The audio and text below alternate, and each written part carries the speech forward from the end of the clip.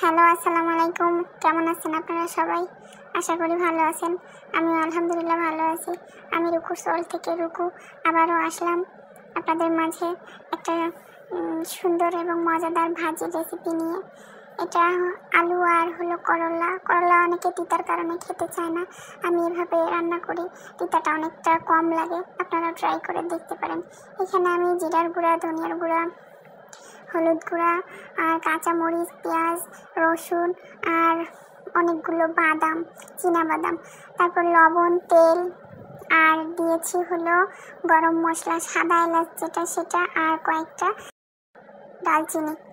আর এগুলাকে আমি মানে হাতা বা অন্য কিছু দিয়ে মাখলে হবে না, এটাকে হাতে সুন্দর করে মেখে নিতে হবে ভালোভাবে, একদম কষলা কষলা সুন্দর করে মাখতে হবে। আমি আগে তিতার কারণে করলা খেতে পারতাম না, কিন্তু এইভাবে রান্না করে খাওয়ার পর দেখি যে না, অনেকটাই ভালো লাগে, খেতে পারি।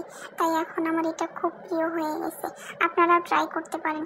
এভাবে সুন্দর করে হাতে মেখে সুন্দর করে এর মধ্যে আপনারা পানি দিয়ে একবারে বসাই দিবেন।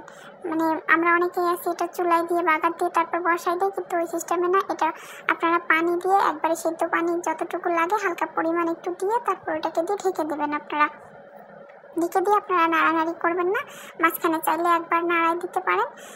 করলা বেশি নাড়লে নাকি তিতা হয়, আমি ঠিক জানি না, সবাই বলে। তো আমি একবার শুধু উল্টাই দিব আর এরপরে নামাই। এই তো আমি এভাবে করলাটাকে সাধারণত খেয়ে থাকি, অনেক মজা হয়। বাদামটা দেওয়ার কারণে আরও বেশি ভালো লাগে আমার কাছে আর কি।